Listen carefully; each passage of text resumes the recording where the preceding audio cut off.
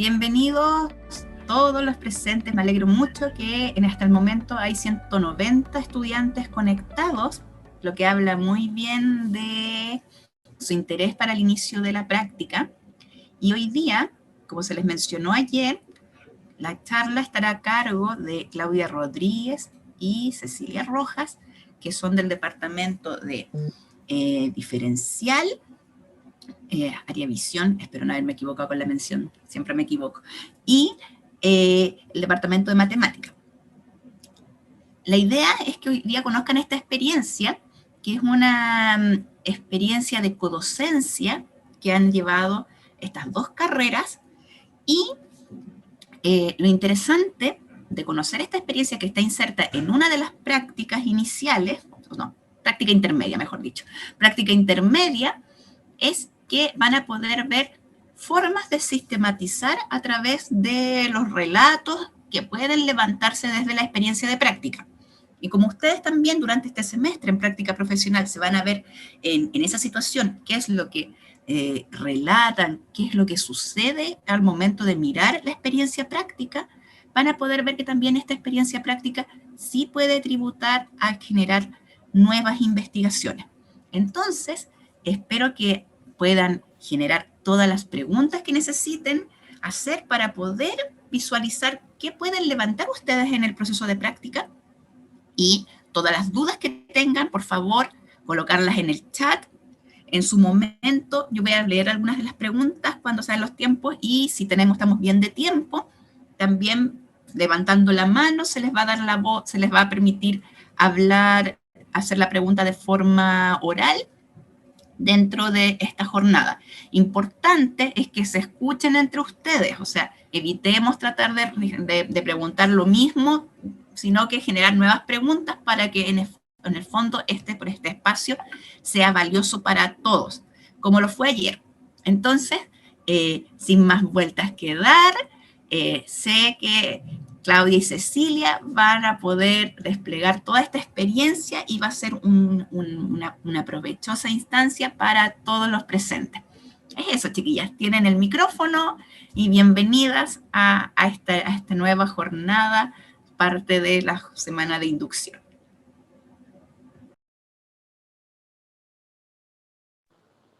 Perfecto, muchas gracias, Marcela.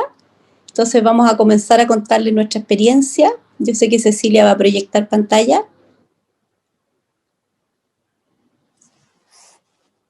Sí, al tiro. Muy buenos días a todos también y todas. Voy a proyectar en un minutito.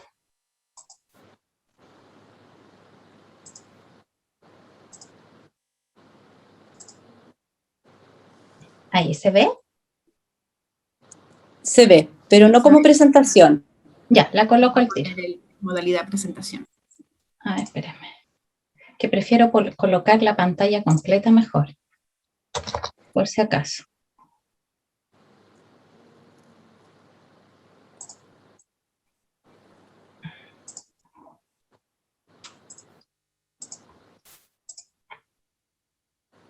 Ahí sí. Ahí.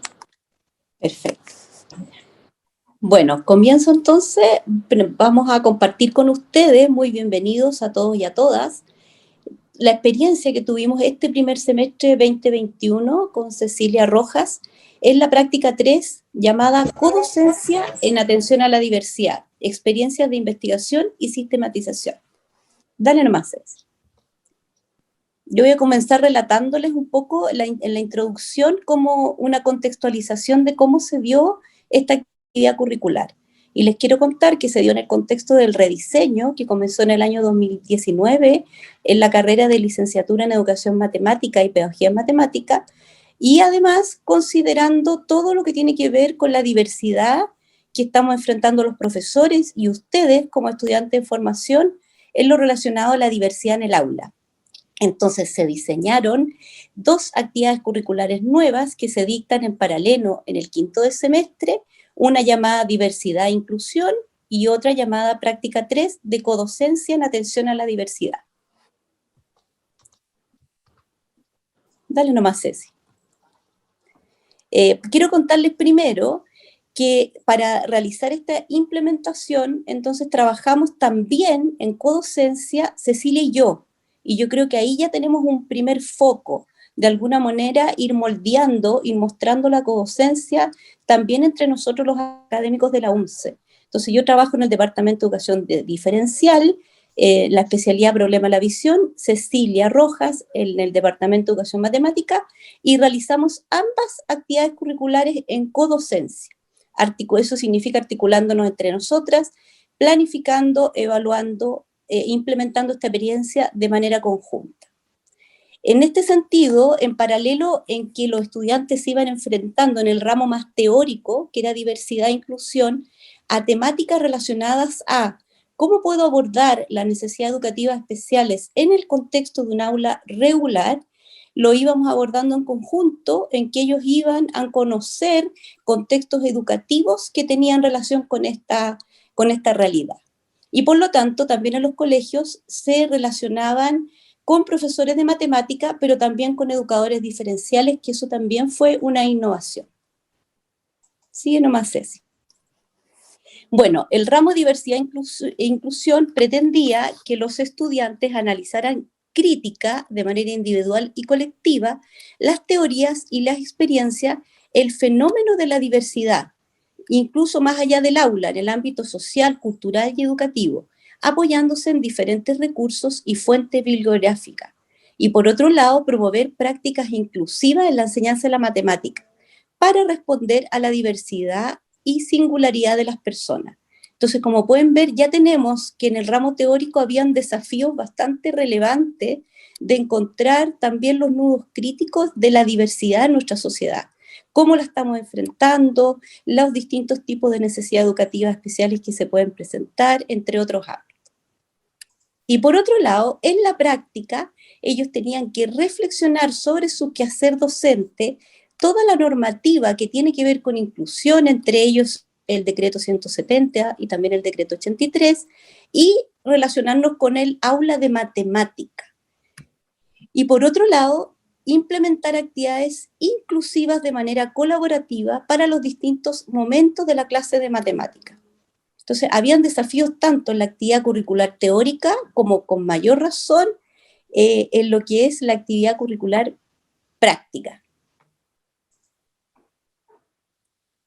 En relación a la implementación, nosotros buscamos contextos que tuvieran experiencia en atención a la diversidad y que por otro lado tuvieran una apertura a esta mirada interdisciplinaria e inclusiva y esta práctica un poco diferente en que el estudiante de una especialidad no se relaciona solamente con el profesor de esa especialidad, sino que también se coordina con el programa de integración del establecimiento y por lo tanto con los educadores diferenciales del establecimiento.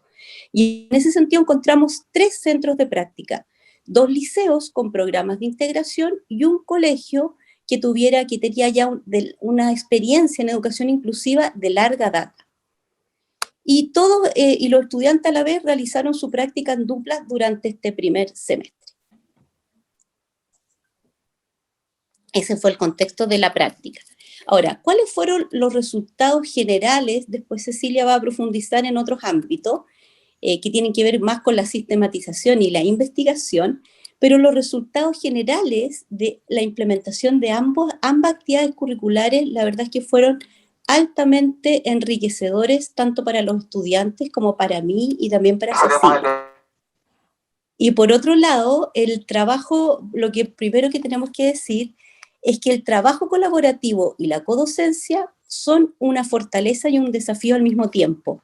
Eso es una situación que pudimos visualizar debido a que en la medida en que los establecimientos y también entre las duplas de compañeros se da este trabajo colaborativo, se brindan los espacios, se coordinan acciones y se permite un mayor espacio para la codocencia, es una fortaleza.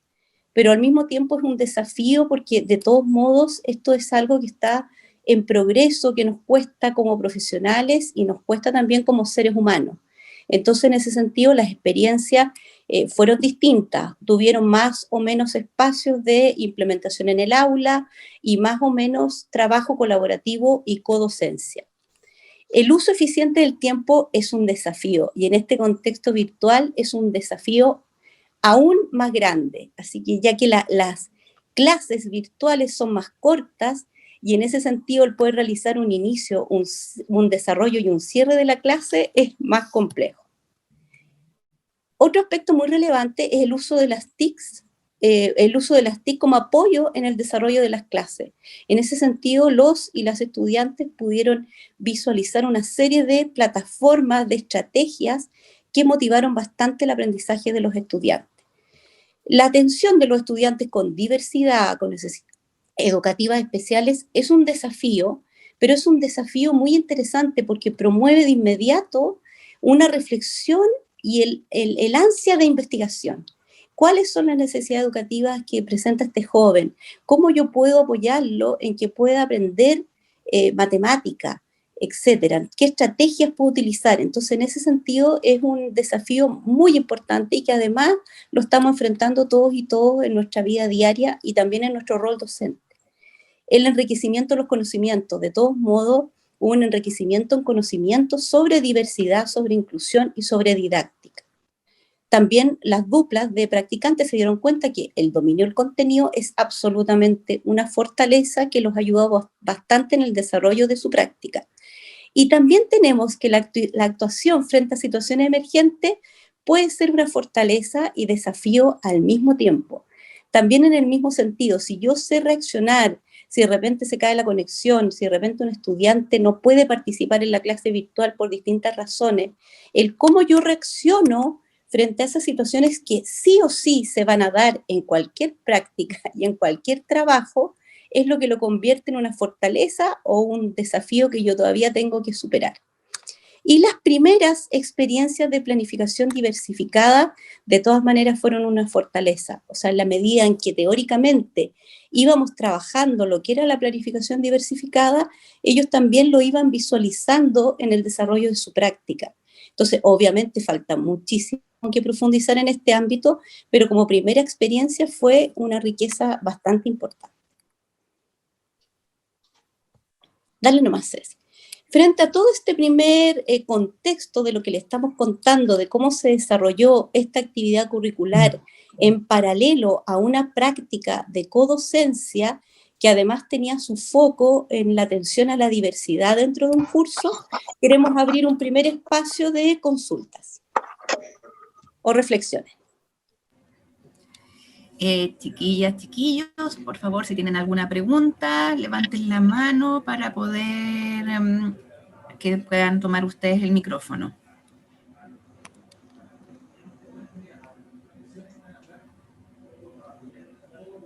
Al parecer no hay dudas hasta el momento. Marcela. Claudia, ¿puedo preguntar algo? Claudia, buenos días, Francisca, tutora de orientación. Mi consulta es, ¿trabajaron en la discapacidad solamente visual ustedes? Abordamos, excelente pregunta, abordamos toda la diversidad del curso, todas las necesidades educativas especiales que se presentaban dentro del curso. Y algo que no alcancé a relatar es que la mayoría tuvo la oportunidad de realizar reforzamiento a los jóvenes del programa de integración. Entonces, eso fue muy enriquecedor para ellos, porque obviamente dentro de un curso más numeroso no es tan fácil detectar quiénes son los jóvenes que presentan algún tipo de necesidad educativa especial, además de que muchos de ellos no se están conectando a las clases por distintas razones, pero sí hay espacios de reforzamiento que son en otros horarios y ellos tuvieron también la oportunidad de participar en aquello. Francisca. Muchas gracias. Luciano Salazar pregunta por el chat si van a haber ejemplos más concretos más adelante. Sí, mejor yo presento 5 ejemplos. Entonces ahí, Luciano, te van a responder esa pregunta, pero sin ansiedad. Ok, no sé si alguien más tiene alguna duda. Ah, Linda Rubilar quiere preguntar. Dice Linda Rubilar quiere hacer una pregunta. Hola, buenos días. ¿Me escuchan? Perfecto, muy buenos días, Linda. Miren, tengo varias curiosidades respecto al estudio. Bueno, la primera era que ya la respondieron, se habían trabajado con niños con todo tipo de, ¿cómo se llama? De capacidades o capacidades distintas, y estoy especialmente interesada en cómo lo hicieron para trabajar con los niños con autismo, ya que, bueno, mi tesis se trata un poco de eso, pero en el área de inglés. Entonces me gustaría saber más o menos qué tics ocuparon ustedes como para enganchar a los niños y que pudieran tener el interés en aprender la materia en específico que ustedes están pasando, por ejemplo. En las reflexiones que vamos a presentar como ejemplos aparecen varias ideas, así es que si no te responden con esos ejemplos, ahí lo volvemos a retomar. ¿Te parece, Linda? Bueno, perfecto, muchas gracias. Gracias.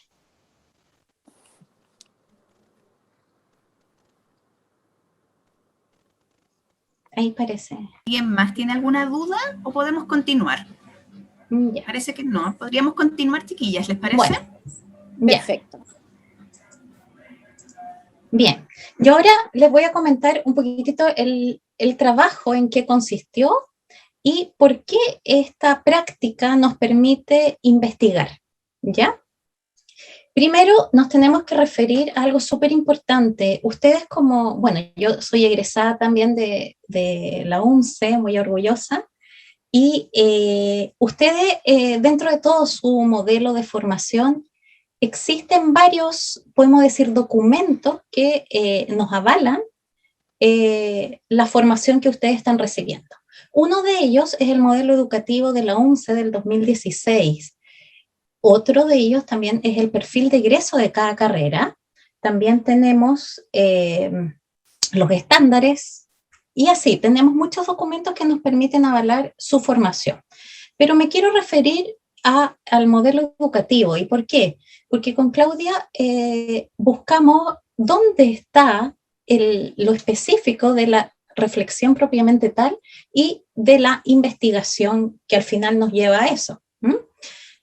En el punto 4.2.2 del modelo educativo nos dice lo siguiente: el ámbito de formación de reflexión de la propia práctica que permita a los futuros profesionales la construcción de conocimiento en contexto de desempeño profesional y pensar críticamente su quehacer, asimilando esta experiencia en una modalidad de formación en servicio de creciente complejidad y empoderamiento profesional.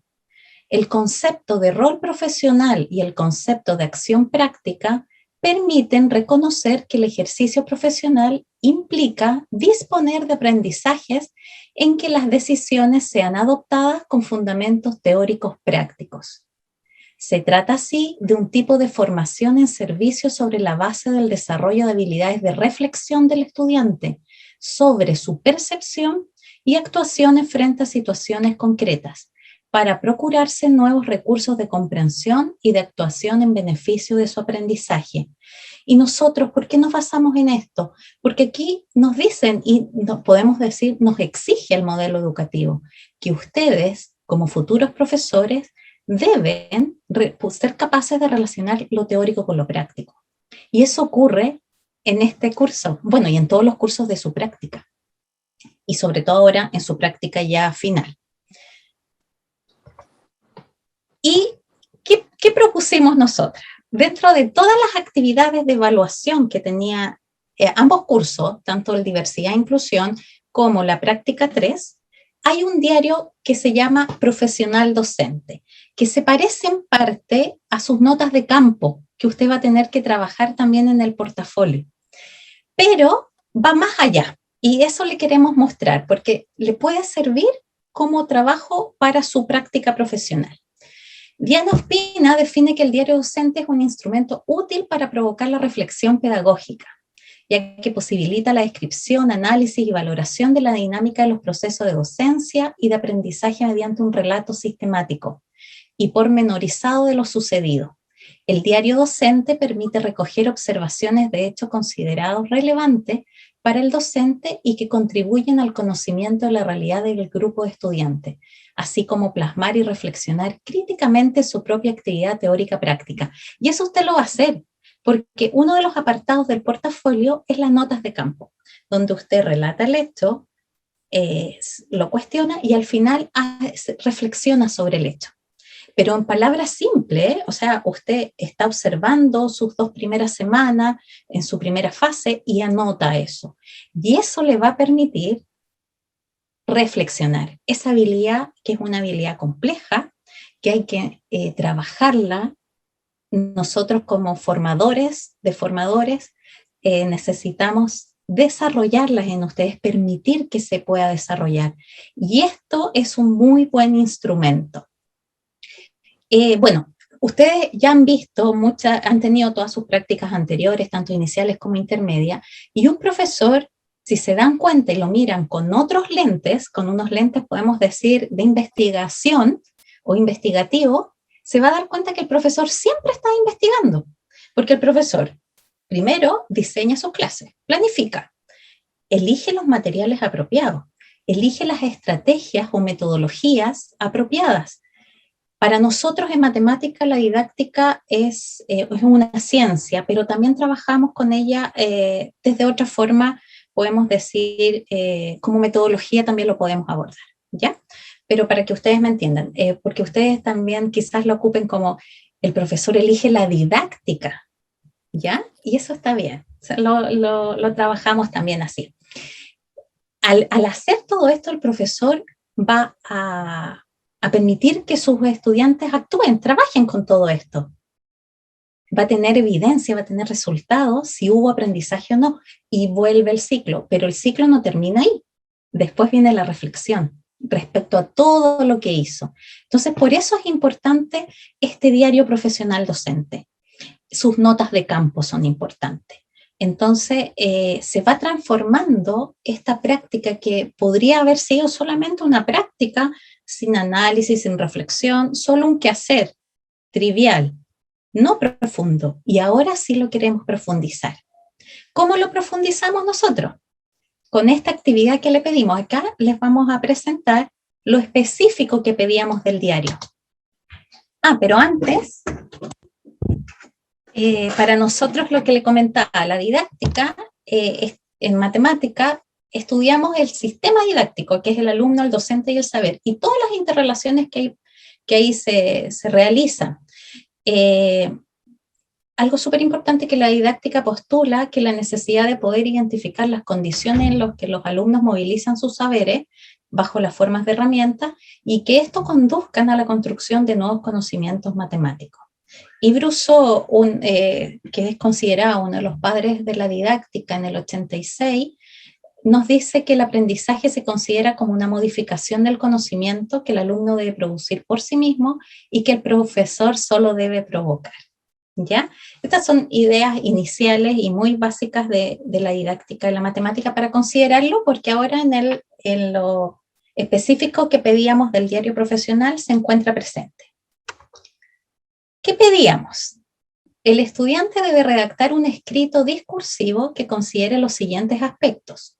Describe una situación que le llamó la atención, donde se observen o consideren las necesidades educativas especiales que están presentes en su curso, considerando toda la diversidad, pero hay algo siempre que llama la atención.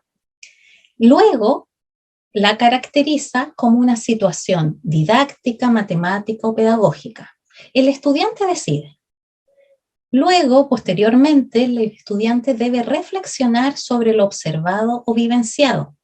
Debe hipotetizar y relacionarlo con los cursos de formación pedagógica, disciplinar las prácticas que haya tenido y o didáctica de la matemática de la ONCE. Todos los cursos que usted tuvo, porque se supone que ahora ya no tiene curso, pero todos los cursos anteriores debiesen ayudarlo a reflexionar sobre esto. Después de la acción de hipotetizar, el estudiante debe registrar los cuestionamientos y preguntas que hace respecto a la situación. Acá es súper importante porque a veces no tenemos los tiempos, cuando ya estamos trabajando full en los colegios, no nos queda tanto tiempo para reflexionar. Por eso es importante que en su práctica aproveche ese tiempo de reflexión, tanto con su tutor como con su profesor guía en el colegio y tutor de todo ámbito, mención, orientación, disciplina, etc. Y para responder a esos cuestionamientos, ustedes, el estudiante, debe investigar en distintos referentes teóricos. Y en algunos casos de no encontrar respuesta, porque no siempre vamos a tener esa respuesta, y no nos debe frustrar eso, todo lo contrario. Debemos decir, no hay respuesta, pero puedo proyectar algo, puedo proyectar posibles soluciones, puedo imaginar que esto se puede resolver, aunque no está escrito, aunque no hay evidencia, lo puedo hacer. Puedo adelantarme a eso. Y considerando todo el proceso anterior, el estudiante finalmente debe registrar sus creencias, manteniendo o no su postura respecto a la situación, reconociendo los aprendizajes profesionales en necesidades educativas especiales. Ese es el trabajo que solicitamos. Entonces, en base a esto ocurre la reflexión y la importancia de esta.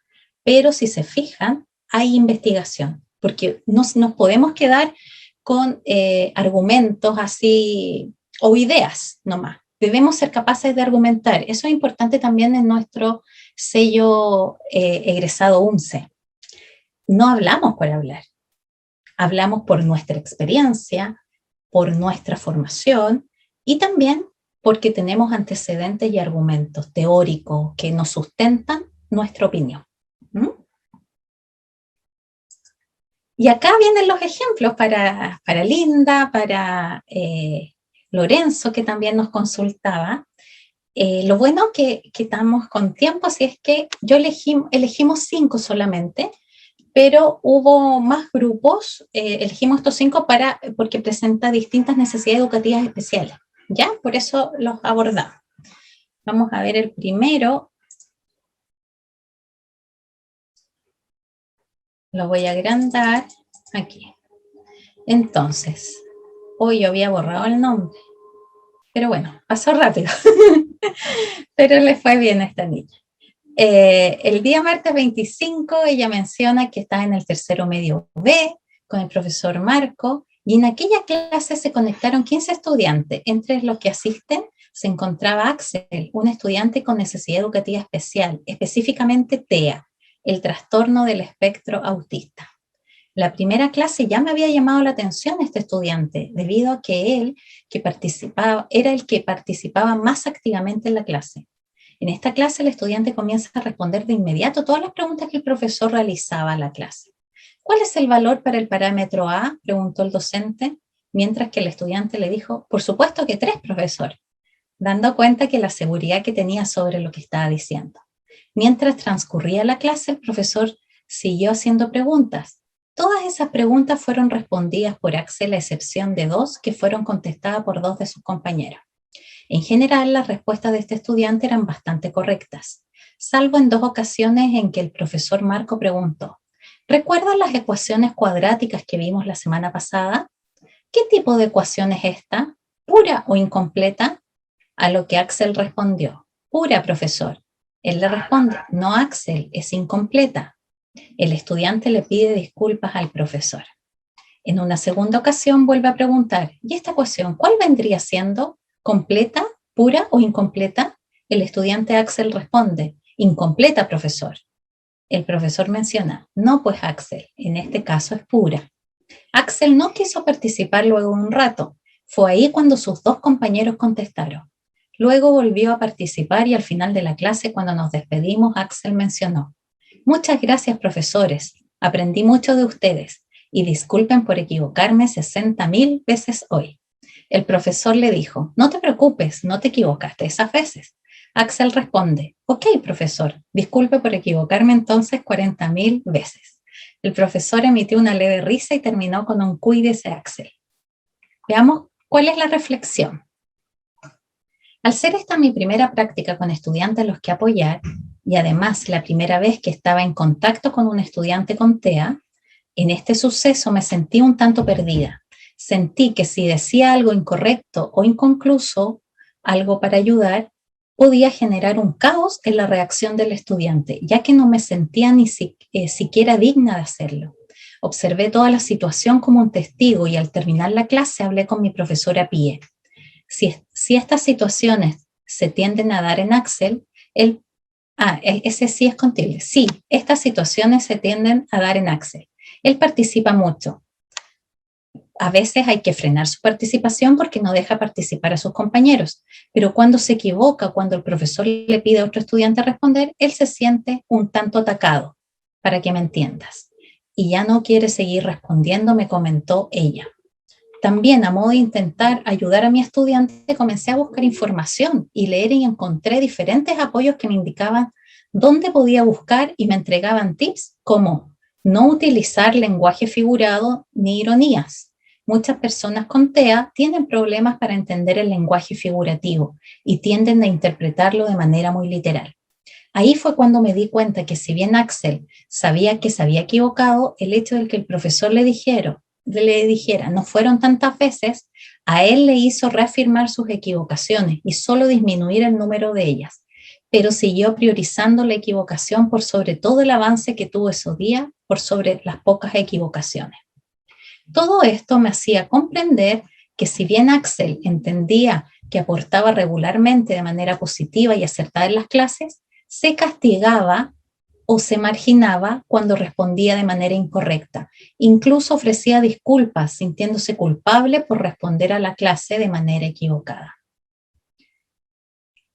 ¿Qué interrogantes hace respecto a sus reflexiones? Es difícil ponerse en el lugar del estudiante y entender o llegar siquiera a comprender un poco cómo o qué piensa en cada momento que interviene o que realiza alguna acción un tanto incomprendida por su entorno. La docente Pie comenta que él se siente un poco atacado cuando se le pide a otro estudiante participar o cuando se le comenta que ha respondido de manera incorrecta. Entonces me pregunto, ¿será bueno utilizar frases tan directas como tu respuesta está incorrecta, Axel? ¿Sería mejor intentar disfrazar el que está incorrecta por algo como gracias por participar? Siempre haces muy buenas intervenciones. Fíjate en este caso, lo que te estoy preguntando es esto. Tú me respondiste esto porque creo que no me expresé muy bien. De esta manera traslado el hecho de que el culpable de que él o la estudiante no entienda es el docente y no en este caso Axel como estudiante. Por otro lado, si un estudiante participa de manera excesiva, es importante ser un docente que regule esas situaciones, permitiendo también conocer el avance de los demás estudiantes. De este modo, ¿no sería mejor realizar intervenciones en el chat o realizar actividades en donde cada uno y una de las estudiantes tenga la oportunidad de responder sus apreciaciones y así monitorear el avance genérico de la clase? Respecto a lo teórico, Piaget en la pedagogía operatoria se refiere al error como una expresión del conflicto cognitivo y menciona que el error es un paso necesario en la construcción del conocimiento y permite al aprendiz organizar sus propios instrumentos intelectuales y sus conocimientos anteriores. 1998. Analizando esto, vuelvo a pensar que entonces la idea de trasladar la culpa de que el estudiante no entienda o se equivoque al docente no resultaría beneficioso para el estudiante en este caso, ya que no le permitiría construir su propio conocimiento. Se fija aquí, hay un tema de que su creencia aquí ya la derriba. Por otro lado, Rico, en 1998, menciona que los errores son herramientas útiles para mejorar, para la mejora de aprendizaje, por lo que volviendo a la misma idea, estaría evitando esa confrontación del error de Axel con él mismo. De cierto modo, no le estaría permitiendo pasar esa barrera para mejorar su aprendizaje. Y por último, resignificando su práctica y tomando decisiones de mejora. Tomando en cuenta lo aprendido en los cursos anteriores sobre los autores y lo conversado en clases, es que confío en que el error es una gran oportunidad de aprendizaje. De él es posible desprender nuevas situaciones las cuales se deben aprovechar para poder avanzar y encontrar un correcto aprendizaje. Por otro lado, eso no quita que la manera en que se intenciona el encuentro entre él o la estudiante con su propio error sea traumático. Es posible utilizar ciertas estrategias para que, si bien comprendan que se equivocó, es posible comprender por qué y salir de esa fase de conocimiento incompleto. También reconocer que en otras ocasiones somos los y las docentes quienes nos proporcionamos las herramientas necesarias para lograr ese aprendizaje completamente. Por lo que ser humildes en reconocer eso y apostar porque nuestros y nuestras estudiantes puedan sobrepasar esa barrera, completar su construcción de aprendizaje y comprender todo lo necesario. Todo esto es posible con disposición, amabilidad y humildad, reconociendo que es una tarea ardua y el proceso es largo, pero cuando vemos a nuestros y nuestras estudiantes avanzar en sus aprendizajes y adquirir conocimientos significativos, nos llenamos de orgullo y alegría. Y los aprendizajes profesionales. El aprendizaje es tanto que cuesta plasmarlo. Compartir y conocer un curso, un entorno y más aún estudiantes con necesidades educativas especiales ha sido una experiencia realmente enriquecedora. Darme cuenta que puedo impactar significativamente en sus vidas y en sus aprendizajes me entusiasma para poder seguir aprendiendo y mejorando profesionalmente, para no permitirme ser menos para quienes necesitan que dé todo lo mejor de mí.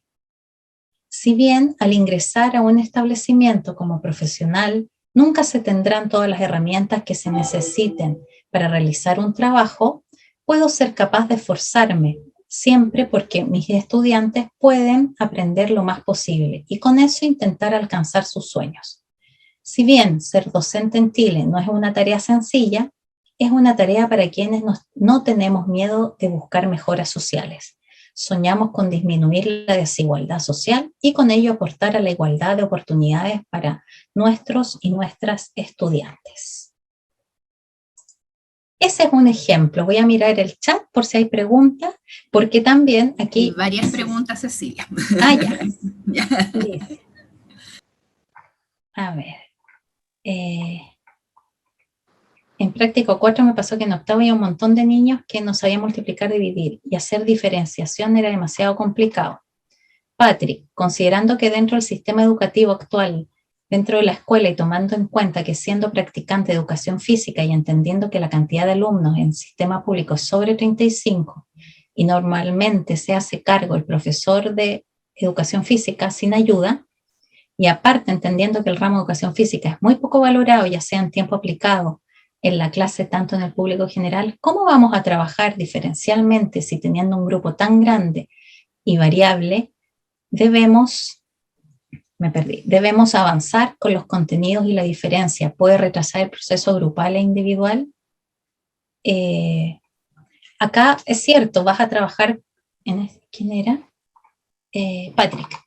Vas a trabajar con grupos grandes, pero la diferencia es todo lo contrario, no...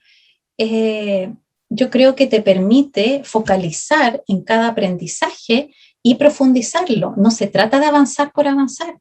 Y sobre todo ahora que estamos en pandemia, tenemos el beneficio de los contenidos priorizados. Yo no he mirado el currículum de educación física, pero quizás no existe lo priorizado, pero ahí ustedes como departamento de educación física del colegio va a permitir decidir qué es lo que tienen que realizar esos estudiantes, qué deben aprender. Y yo lo miro al revés. La diferencia, el aula diversificada nos permite profundizar y mejorar, no atrasarnos. Nos permite ir a distintos ritmos. Después dice, ¿ese diario profesional docente tiene el mismo formato que las notas de campo? No. Las notas de campo tienen un formato que te pide solo 3 cosas, acá estamos pidiendo 5, pero las notas de campo son la base para este diario de campo, para este diario profesional. ¿El diario se hace una sola vez de una situación que me llamó la atención de toda la práctica o se hace cada clase que observo o hago? En su práctica profesional, las notas de campo debiesen ser clase a clase. Nosotros en esta práctica les pedimos solo un diario profesional docente. ¿Por qué? Porque ahora, después cuando veamos quizás las dificultades que tuvimos, les cuesta escribir. Ahí ustedes se dieron cuenta en este relato, yo no arreglé nada. Hay faltas de tilde, hay algunos detalles de redacción, entonces se hace difícil escribir. Y por eso la importancia de la nota de campo, que es más rápida, ¿ya? Pero nosotros solo pedimos 1 por esta vez. Después vamos a ver cuando reestructuremos y siempre uno en sus clases, y les va a pasar a ustedes también, siempre uno reflexiona sobre el curso y ve las mejoras. Ahí vamos a ver si exigimos 2 quizás, para ver el avance. Eso también es interesante a nosotras como profesoras e investigadoras, nos interesa ver ese proceso. Era Daniela. Víctor del Río pregunta, ¿en esa misma situación se le puede decir al resto de los alumnos si concuerdan con el alumno con TEA haciendo un estilo de reflexión o sería un ataque al alumno?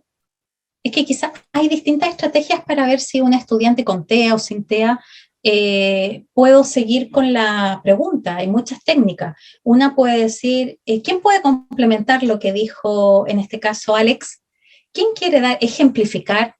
¿O quién quiere quizás llevar una discusión? Pero eso se va formando de a poquito cuando ustedes ya han generado ese trabajo con los estudiantes, esa forma de comunicarse. Entonces, no te preocupes, yo creo que no es un ataque, pero hay que entender bien las características de un estudiante con TEA. Pero después el profesor, en este caso Marco, como lo mencionaba, lo logra hacer. Si solo es cómo lo logramos hacer que Axel no se sienta tan culpable de haberse equivocado, que es bueno equivocarse. Y eso es súper importante, que el resto del curso también le permita visualizarlo. Exacto. Yo quería Ceci, ya, disculpa, no, quería complementar solamente una de las consultas, que depende también de cada establecimiento cómo se ha ido estructurando los programas de integración. Entonces, respecto a las inquietudes de yo soy profesor de educación física, tengo un grupo grande de estudiantes, lo que yo he visualizado bastante, que de algún modo la virtualidad ha permitido más horario de trabajo colaborativo. Entonces, no es en ese sentido que yo, educadora diferencial, tengo que ser especialista en matemática, o el profesor de matemática tiene que ser especialista en todas las necesidades educativas especiales. Eso es muy difícil de abordar. Queremos propiciar estas experiencias porque nos parece que es lo que corresponde para abordar todas las situaciones que se están dando en cualquier aula. Y en ese sentido, lo que yo he visto en horas de trabajo colaborativo, codocencia, en que el educador diferencial en conjunto con el profesor de educación física, por ejemplo, o de música, la verdad es que de cualquier actividad, de cualquier disciplina, realizan acción en conjunto, y eso es lo más enriquecedor, porque cada uno desde su disciplina, lo único que pretendemos todos es optimizar el aprendizaje de los y las estudiantes. Entonces, en la medida en que avancemos en estos ámbitos, que nuestras prácticas sean más inclusivas y que en el fondo dejemos como ese temor de qué hago, cómo lo hago, sino que nos empecemos a trabajar como más en conjunto con los educadores diferenciales de los establecimientos, que ahora están, yo diría que en el 99% de los colegios, porque el decreto 170 lo ha optimizado bastante en ese sentido. Yo creo que ahí tenemos una mayor posibilidad de hacer muchas actividades en conjunto en las clases, como complementando. Eso nomás sé, si tú estás hablando de las horas ahora. Sí, estaban preguntando cuántas horas a la semana son en práctica profesional. Depende de cada carrera, Daniel. Ya después durante la semana, esta semana o la próxima, cada coordinador se junta con las personas que tienen que realizar su práctica profesional 1 final, y ahí se ve el tema de las horas, porque nosotros al menos en matemática tenemos distintas horas si es presencial o virtual, ¿ya? Entonces depende de cada carrera. Usted como profesora de este curso, Linda, pregunta, ¿cuáles hubieran sido sus respuestas al alumno para disminuir su frustración al cometer errores? Bueno, primero quizás ahí el trabajar personalmente con él, que no tenga miedo de equivocarse, como ya existe esa confianza con el profesor Marco debiese en un momento a solas decir, no te preocupes, Axel, no importa que te equivoques, todo lo contrario, ayuda mucho a tus compañeros que comprendan. La idea de la estudiante del chat también es muy buena. Muchos colegios lo hacen, yo he observado muchas clases, entonces permiten que el estudiante conteste en el chat. Y algunos decían es que se copian, pero ese ya es otro tema de formación, el que se copian. Para evitar el que se copien, que pusieran pura, por ejemplo, que es una ecuación pura, pedían un chat como interno, ¿ya? Y ahí llegaban las respuestas, entonces ahí la profesora iba visualizando. Nuestros estudiantes en práctica utilizaban otras tecnologías, el Kahoot, ¿Cuál es otra? Ay, bueno, se me olvidan, pero son que ellos van ingresando y lo que es pura o incompleta, ¿ya? Entonces, depende de lo que tú quieras usar, pero lo importante es, si estamos en virtualidad, usar las herramientas tecnológicas. Y otra forma podría haber sido para Linda ahí, el profesor podría haber dicho, ¿cuáles son las características de una ecuación pura? Y que las mencionara. Y de ahí volver a la situación y preguntar, entonces, ¿esta es pura o incompleta? Esa podría haber sido también una forma.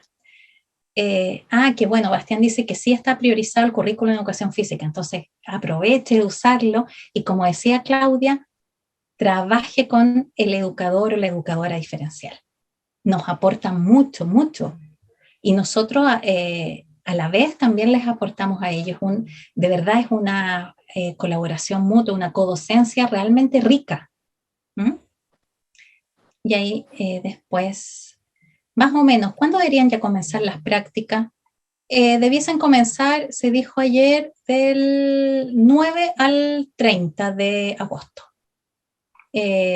Ahí le respondieron justo. Una estrategia para el estudiante con TEA podría ser invitarlo a explicar cómo llegó a su respuesta. Bien, Gabriel, haciéndolo reflexionar él mismo su respuesta. Sí, eso es genial y funciona para todos los niños. El socializar su procedimiento mental. ¿Cómo lo hizo? Eso ayuda mucho y en matemática es una muy buena estrategia. Eso. Bien, como les decía, también tenemos un ejemplo que está incompleto. ¿Por qué? Porque no todo es como, uno dice, elige los mejores. No, yo elegí los que me aparecieron primero nomás en el correo. Pero siempre hay aspectos que mejorar. Les vamos a mostrar que está incompleto, pero nos sirve de base para poder analizarlo. Ahí sí, se está abriendo. Acá está. El día viernes 25 de junio tuvimos la última clase con el profesor Javier de Estadística. El contenido a ver era la nueva unidad de trigonometría. Dentro de esta clase nosotros hicimos nuestra intervención de 15 minutos donde desarrollamos el periodo de inicio de una clase con la estrategia de conceptos previos. Explicamos el teorema de Pitágoras y estas nuevas relaciones con las que trabajaron más adelante, las cuales son seno, coseno y tangente. Dentro de nuestra labor como profesora en codocencia, teníamos un gran desafío por delante en esta clase. La profesora del equipo, Pie, nos pide por mensaje privado en el Zoom el encontrar una forma de describir de mejor manera lo que es el triángulo, a trabajar con el seno y coseno. Esto debido a que el curso de cuarto medio contábamos con 3 alumnos con ceguera moderada y severa y 2 alumnos con TEA. La verdad que en esta clase no logramos encontrar una mejor manera de describir el triángulo, pero gracias a los modos de representación de Brunner, solucionamos ese problema en la clase final de nuestra práctica, el 2 de julio. Volviendo a lo sucedido el 25 de junio, ahora nos centraremos en una alumna con TEA que para proteger su identidad la llamaremos Julieta. Y es muy parecido al relato a Axel. Julieta tiene una mente muy brillante en matemáticas, entiende todo muy bien y cuando algo le deja presente, alguna conjetura, ella siempre levantará su mano para preguntarle al profesor cosas avanzadas que no necesariamente corresponden a lo que se vería en la clase. Entonces, en este caso, se le explicó a Julieta que se respondería a esta duda en otro momento al final de clase. En un momento de la clase, Julieta, emocionada con la materia y además de que sus compañeros no respondían a las preguntas de desarrollo de ángulos, respondía 2 preguntas seguidas, lo que el profesor Javier, para la tercera pregunta, le dijo a Julieta: ya no opines más, deja que los demás también participen. A lo que Julieta respondió: pero profe, no me corte la inspiración. Luego de esto, el profesor insistió de que Julieta no participara más y en respuesta, Julieta se salió de la clase. Como conclusión de esta clase y retroalimentación, encontramos que es muy, pero muy importante la forma en que se dicen las cosas. Quien pretende educar se convierte en cierto modo en responsable del mundo. Fernando Sabater, El valor de educar. Julieta, al ser una alumna con TEA, es poco tolerante a la frustración. Aprendimos de esta ocasión que este tipo de situaciones deben ser previstas y de alguna forma tener una solución para lograr una sana convivencia escolar. Dentro de nuestra enseñanza como docente debemos entender que todos somos personas. La educación es tarea de sujetos y su meta es también sujetos, no objetos. Fernando Savater, El valor de educar. Este es el segundo ejemplo, donde si se fijan está incompleto, pero igual a las personas que les interesa y quieren algunos tips para trabajar con niños con TEA, aquí permite también algunos análisis. Acá veamos si hay otra pregunta acá. La presentación y las notas de campo se van a subir para ver después. Sí, todas las presentaciones se suben y estos ejemplos yo voy a, como les dije, yo había borrado los nombres, pero volvieron a aparecer. Así es que antes de subirla, borro los nombres de los estudiantes que le hicieron y ahí la podemos subir. Para Paulina Manso. Y acá Noemí, nuestra secretaria académica, nos dice que se la subimos a la comunidad de estudiantes de matemáticas. Perfecto. Gracias, Noé. Bien, ¿habrá alguna otra pregunta? Quizá, Claudita, algunos tips sí, para TEA. Yo creo que con TEA nosotros partimos el ramo de diversidad e inclusión viendo una película que se llama Temple Grandin, que la verdad es que se lo recomiendo a todos, porque es una experta en psicología animal, que es del espectro autista, ya más bien Asperger.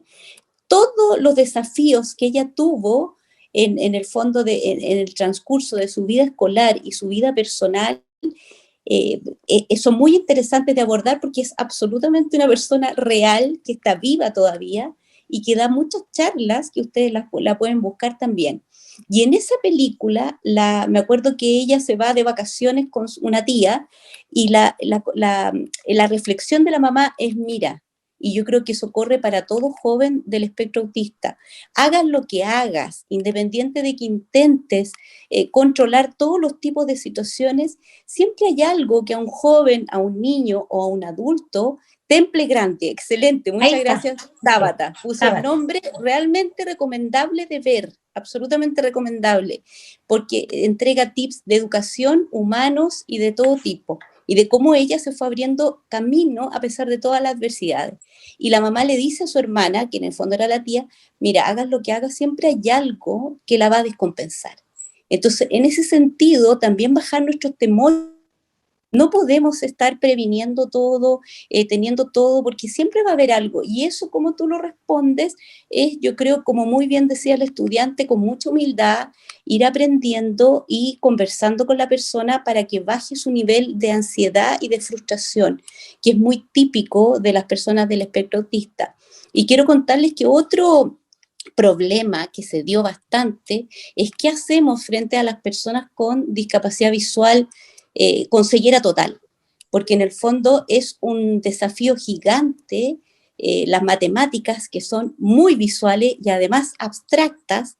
Imagínense en virtualidad para una persona con ceguera total, cómo participan de la clase, cómo van viendo los ejercicios, qué pasa con los PowerPoint. Los lectores de pantalla no leen los PowerPoint. Entonces, el educador diferencial generalmente traspasa la información del PowerPoint a un Word para que el lector de pantalla lo pueda leer.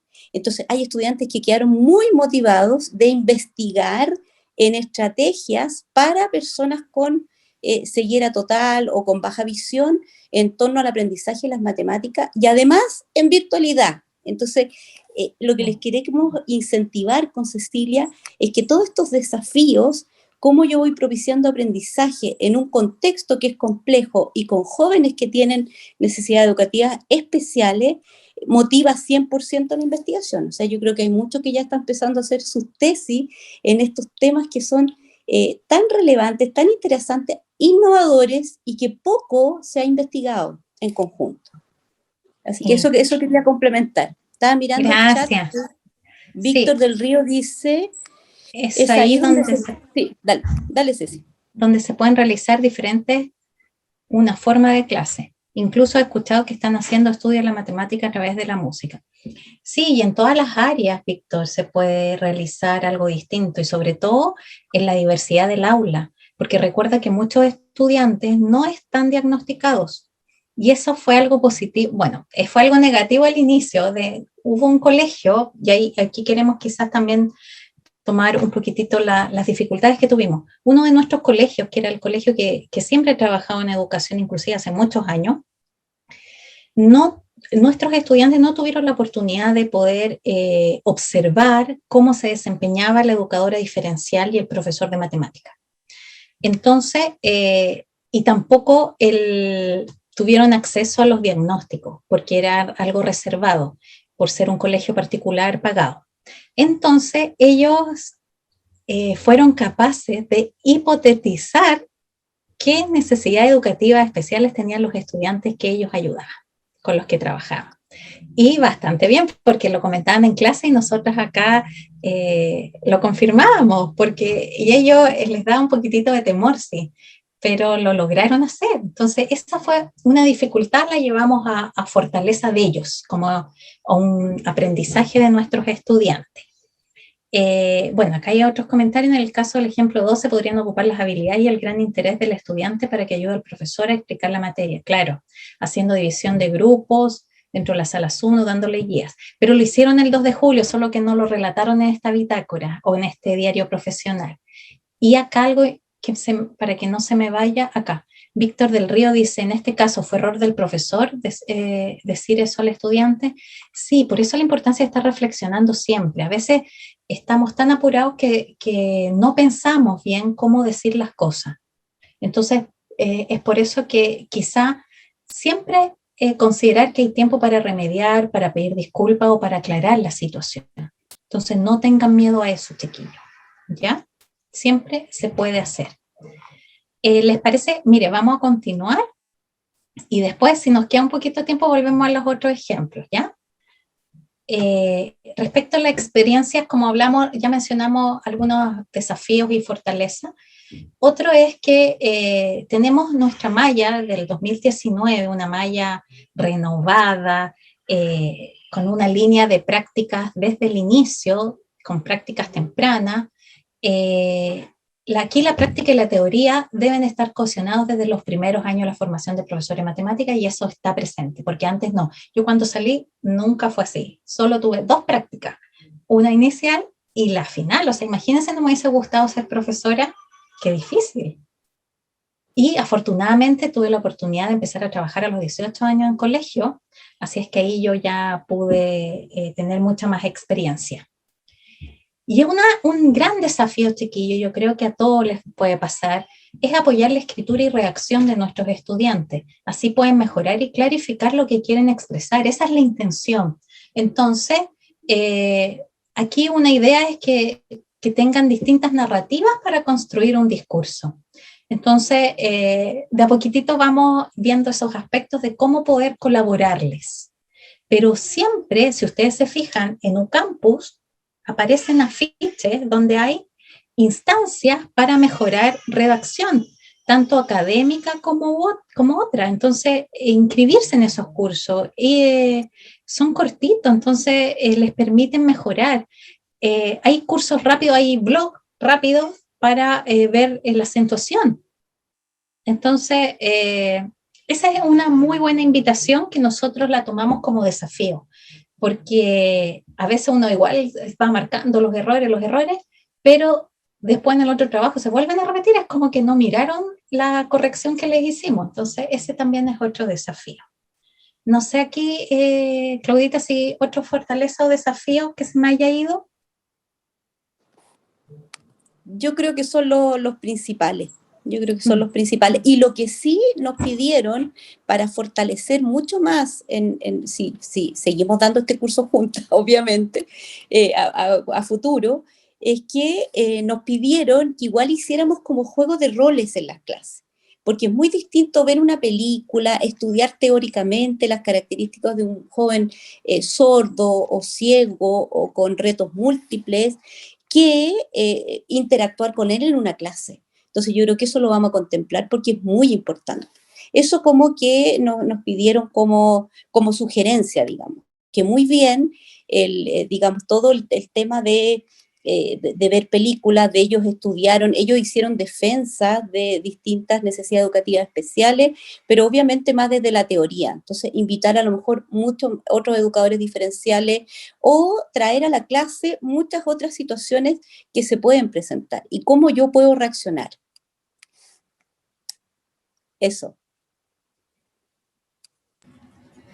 Sí, gracias, chiquillas. La verdad es que es importante lo que han estado instalando dentro de esta jornada para los estudiantes, porque el tema de la redacción a veces también uno piensa que no es tan importante, si no son, por ejemplo, carreras como castellano o historia, que normalmente trabajan mucho con el tema del uso del lenguaje escrito, pero es una herramienta vital el lenguaje, escribir para poder reflexionar. Así que me alegro que lo hayan mencionado dentro de la jornada, la importancia de cómo pueden generar estas instancias.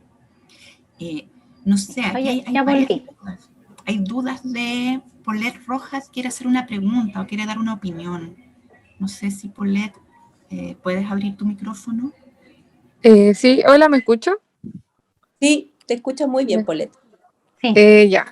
Soy estudiante de educación diferencial y quería hacer un comentario con respecto a eso. Considero que está muy bien hecha la charla, sobre todo para acercar lo que es la inclusión a otras carreras de media, porque considero que es algo que falta y que nosotros lo hemos visto en nuestras prácticas anteriores, porque tenemos mayores prácticas, o teníamos, ya que estamos viendo que se está haciendo un cambio de malla, que otras carreras. De hecho, nosotras tenemos prácticas desde el primer año, tanto de educación, de formación pedagógica como también de diferencial.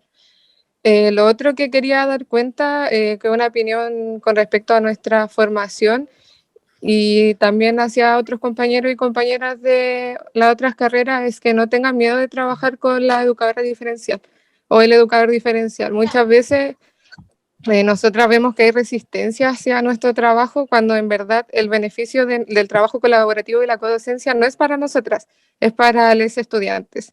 Entonces es fundamental trabajar en base al trabajo colaborativo y la codocencia con la educadora diferencial, porque para eso estamos y porque el beneficio, como mencionaba anteriormente, no es para nosotras ni para nuestro trabajo, sino que para los y las estudiantes del aula. Otro comentario que quería hacer con respecto a la diversificación de la enseñanza y del aula, que es importante ver no solo la necesidad educativa que existe como de los estudiantes que asisten al PIE, porque existen muchas necesidades educativas especiales y no todas lamentablemente la podemos abarcar nosotras, porque por regulación se permiten 7 estudiantes por curso en el programa de integración y a veces son más estudiantes en el aula que necesitan apoyos. Por eso es importante que los profes de media y también de básica piensen en la diversificación de su clase para todos y todas las estudiantes del aula, no solo para los y las estudiantes que tienen necesidades educativas especiales.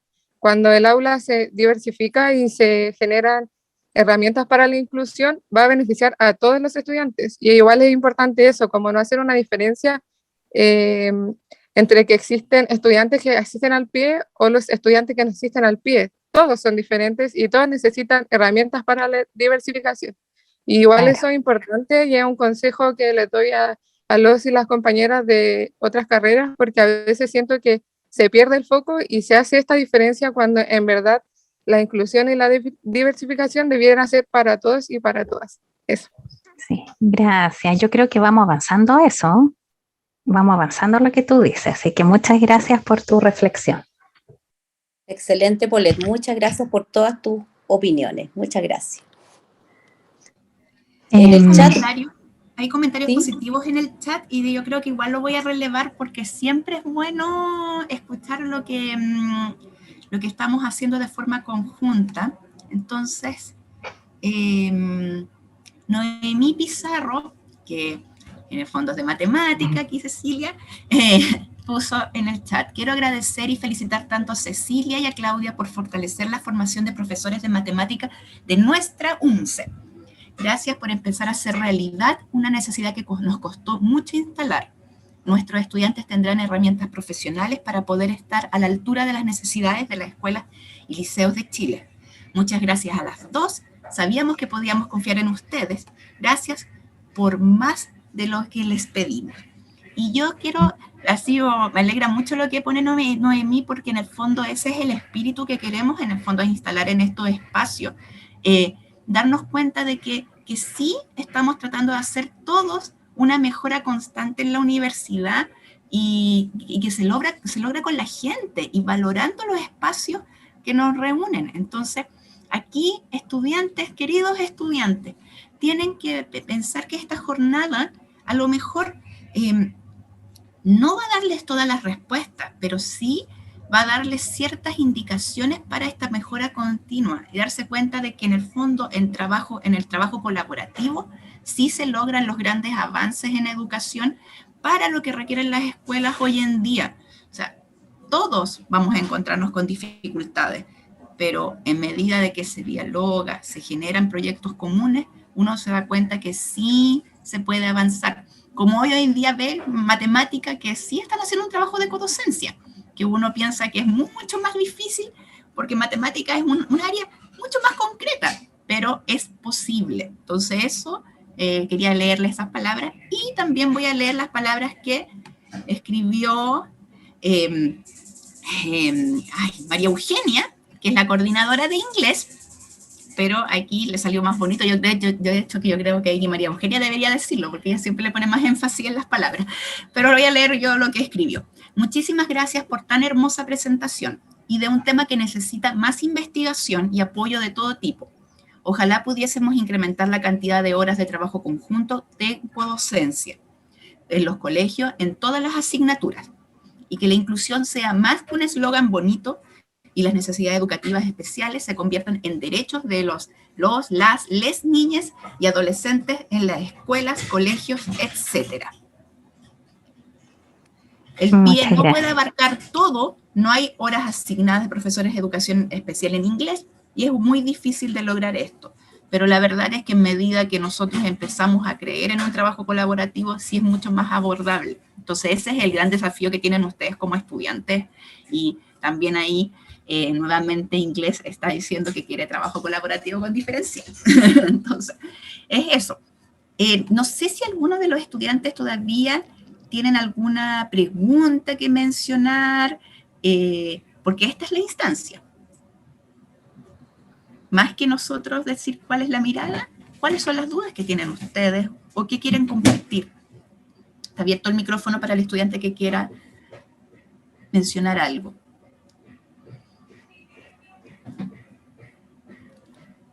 Parece que no hay más dudas. Linda. Linda. O sea, no tengo una duda, pero como dijeron comentar, bueno, lo comenté en el chat recién, que como departamento de inglés, desde el principio, desde que yo entré en la carrera, siempre el cuestionamiento fue cómo enfrentarnos justamente a los alumnos con necesidades especiales. Yo he hecho clases o asesorías a colegios de inglés para profesores de prebásica y básica, y fundamentalmente la pregunta que ellos me hacían a mí era cómo ellos podían tratar con los alumnos que tenían autismo, estamos hablando de niños bien pequeños, o con otros tipos de SEN, o NEE. Y finalmente, claro, yo terminando mi carrera y hablando con el educador diferencial de los colegios, ellos tampoco tenían las herramientas de cómo abarcar el tema de los idiomas para los niños con necesidades especiales. Entonces, finalmente nos veíamos y consultando con María Eugenia, que ella es autodidacta y experta en este tema, siempre nos encontrábamos ahí en el limbo. Yo sé que la malla ahora ha ido cambiando, pero finalmente los profesores y los estudiantes para profesores no hemos sido preparados para enfrentarnos a los que nos tenemos que enfrentar en la realidad. Y bueno, lo quiero comentar porque en el fondo también tú te metes al Ministerio de Educación y tampoco hay mucho, sobre todo en el área de idiomas. Entonces eso es lo que quería comentar. Pero Linda, yo puedo poner de ejemplo nuestra carrera también y nuestra formación, nuestra área. Antes también, matemáticas nunca participaba con los educadores diferenciales. Se tenía como esta idea de que el profesor de matemática no se toca, que el 7 no existe y todas esas creencias que muchas veces no nos permitían avanzar. Hasta que nos dimos cuenta que cuando tenemos este trabajo colaborativo, como decía muy bien Paulette, el mayor beneficiado es el estudiante, pero a la vez también nos enriquece a nosotros, a los profesores. Entonces es un trabajo colaborativo, aprendizaje colaborativo y una enseñanza a la vez. Entonces, no tener miedo a eso, de que quizás tú le tengas que enseñar algo de gramática al educador diferencial o educador diferencial, no hay problema, lo enseñas, nosotros eso hacemos. Vemos distintos temas de matemática, cómo se trabajan, cuál es lo importante que debe tener ese tema, y se lo enseñamos al educador diferencial para que él tenga distintas estrategias. Y sabes que nos hemos encontrado con gratísima sorpresa que las estrategias de ellos son las más eficientes, las que a ellos se les ocurren, las que ellos comparten con sus estudiantes. Entonces no tengas miedo, Linda, de hacerlo. Quizás vas a tener que invertir tiempo, un poquitito más de lo que te corresponde quedarte en el colegio, pero quédate trabajando, observa cómo ellos se desenvuelven, qué técnicas utilizan, y hay un trabajo realmente que te va a llenar y vas a sacar muy buenas ideas para poder trabajar tanto con niños pequeños como con los niños o jóvenes, perdón, de enseñanza media. Así es que anímate. Y de a poquitito, todas las carreras están empezando a incorporar el trabajo colaborativo con educación diferencial. Así es que de a poquitito vamos avanzando. Paso a pasito. Sí. Muchas gracias. Exacto, Linda. Y ahí hay temas súper relevantes de investigación y de crear conocimiento en áreas que no existen. Yo creo que hay muchas áreas que no existen. Estamos recién realizando trabajo en conjunto con física, con biología, con básica, con educación parvularia. Hay experiencias pilotos de trabajo colaborativo, pero por supuesto que todavía nos falta muchísimo. Sí, ahí María Eugenia les dice dónde buscar información en la web, que les puede ayudar mucho. Y chicos, a mí menos mal que no se alcanzó a apagar el computador, porque apreté el botón sin querer, y les quiero compartir qué nos gustaría investigar respecto a nuestro trabajo, para ir cerrando. Acá, les comparto esta pantalla nomás. Mientras tú proyectas, también nos están hablando de alemán. Siempre estamos medio olvidados. Por supuesto que sí, Blanca. Todas las actividades curriculares. Si en el fondo es mirar la educación de otra manera, de una manera mucho más integrada, y nosotros partiendo como universidad pedagógica. Si somos nosotros los que tenemos que empezar a hacer actividades en conjunto. Y lo estamos haciendo. Así que, porque, miren, eso también queríamos contarles. ¿Por qué investigar en esto, en este curso, sobre todo diversidad e inclusión, en el aula de matemática, podemos decir? Y porque es interesante, y nosotras nos gustaría con Claudia categorizar los diarios docentes, categorizar las naturalezas, las reflexiones, y categorizar los aprendizajes profesionales, porque con esto podemos ir complementando nuestro perfil de egreso. ¿Y qué futuro profesor va a estar presente en el sistema educativo chileno? ¿Qué se necesita? Y desde ahí ir también mejorando y cambiando algunos aspectos tanto del programa, más que nada de la programación, donde tener otros énfasis. ¿Y dónde vamos a presentar nuestros avances? En las Jornadas Nacionales de Educación Matemática, que son en diciembre. Así es que vamos ahí a presentar nuestro avance respecto a estas categorizaciones. No podemos hacer todo al tiro, así es que vamos a decidir por una de ellas al menos para tener para septiembre, porque ahí tenemos que presentar el trabajo. Y bueno, ahí está nuestra bibliografía. Nos falta después incorporar más. Esa es por ahora. Y les agradecemos toda su atención y comentarios y todo lo que han hecho por nosotros. Eso en este ratito. Muchas gracias, chiquillas. No dudaba que iba a ser muy bonita la experiencia que iban a contar. Como les dije antes, nunca lo dudé. Y yo creo que los estudiantes también se van a llevar una muy buena experiencia, que es para que miren también sus procesos de práctica. La verdad es que sí falta investigar en educación y que sean investigaciones a partir de la experiencia práctica que todos los docentes adquirimos en esta vuelta. Sobre dudas como el tema de los materiales, todos los materiales se suben después en el portal virtual, pero no van a ser subidos antes del 16 de agosto. Entonces, tranquilidad, pero va a estar todo el material en la web para que ustedes lo puedan revisar después más tranquilamente, y probablemente ahí Cecilia y Claudia a lo mejor también nos pueden compartir más, a lo mejor algún paper que les pueda servir de apoyo para dejarlo también dentro del espacio, siempre y cuando puedan. Y por supuesto. Y es eso. La verdad que toda esta semana vamos a seguir trabajando en torno a cómo podemos mirar nuestra práctica, no necesariamente desde la mirada del portafolio, sino que qué es la reflexión sobre nuestra propia práctica. Cómo podemos hacer que esta reflexión se transforme en una investigación finalmente.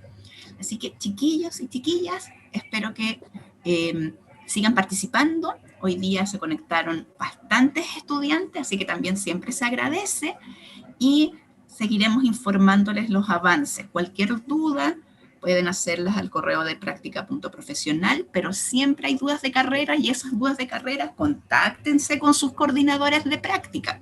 Es vital el diálogo con ellos en este escenario online. Así que es eso por el momento. No sé si quedará alguna duda, o si no ya estaríamos dando por cerrada la jornada de hoy, y lo esperamos mañana. Parece que sí, parece que todos están dando muchas gracias a la experiencia, y nada, con nada más que decir, podemos dar cierre a la jornada de hoy día. Nos estaremos viendo mañana a las 11:30. Cuídense, un abrazo grande y sigamos en este camino. Listo, muchas gracias a todos y todas por participar. Un agrado.